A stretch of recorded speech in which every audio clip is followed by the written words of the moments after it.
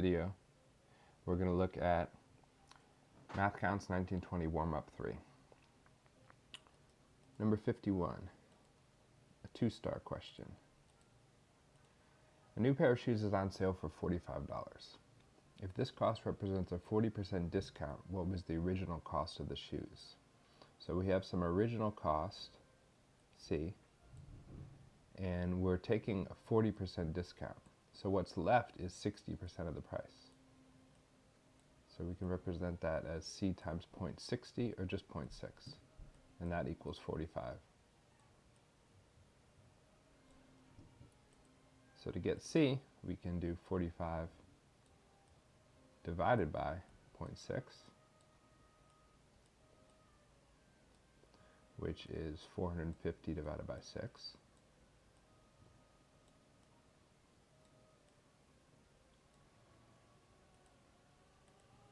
That is 75.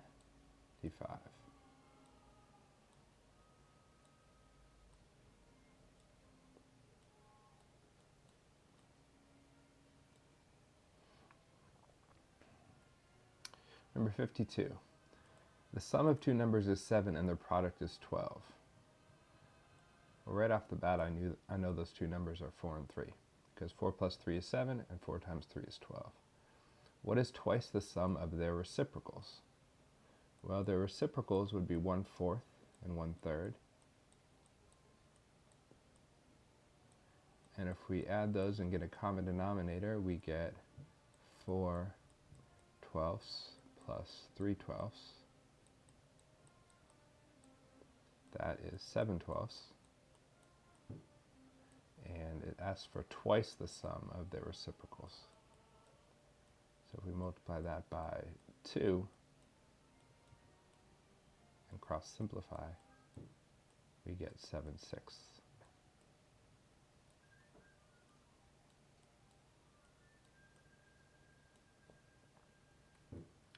Number 53. What is the largest prime factor of 8 times 7 times 6 times 5 times 4 times 3 minus 6 times 5 times 4 times 3 times 2 times 1? Well, let's do the prime factorization after we subtract. So let's multiply these out. Here we get 2, 6, 30, 120, 720.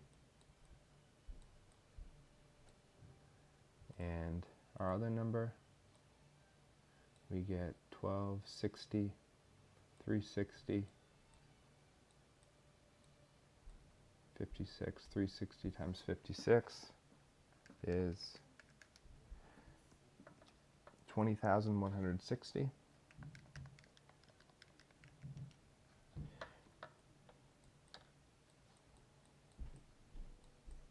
And now let's subtract 720.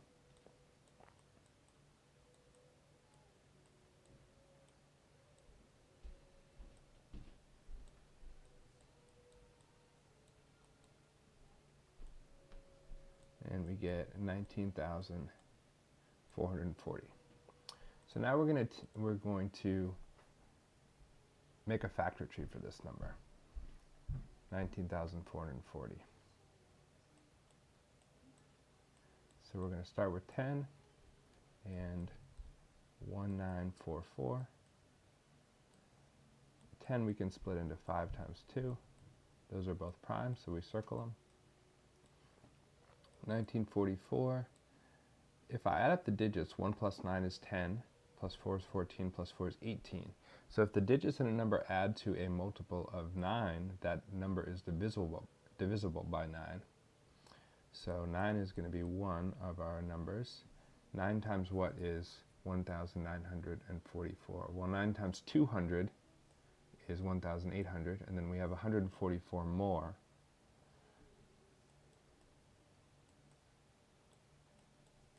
That's going to get 16.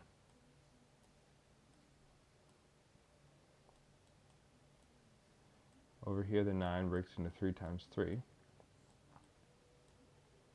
216 I know is 6 to the 3rd power.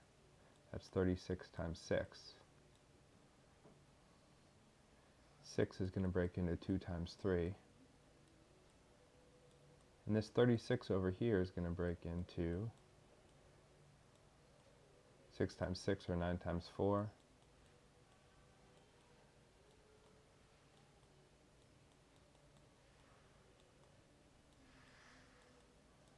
So the question asks, what is the greatest prime factor, largest prime factor? And that will be right here, 5. It's the greatest factor on this factor tree. I would bet there's a faster way to do that, but I can't think of it right now. So this way definitely worked and got us to the right answer. Number 54. The price of a pizza is directly proportional to its area. If a 12-inch pizza costs $12, how much does a 14-inch pizza cost? Well, a 12-inch pizza, we're assuming they're talking about the diameter. So that would have a radius of 6. So its area would be 36 pi.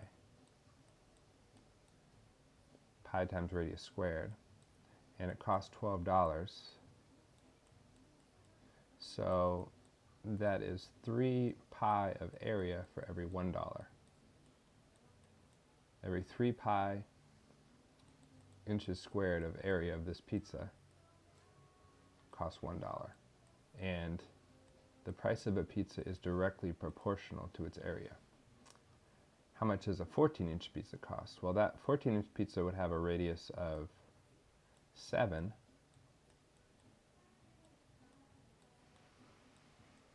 So its area would be 49 pi inches squared.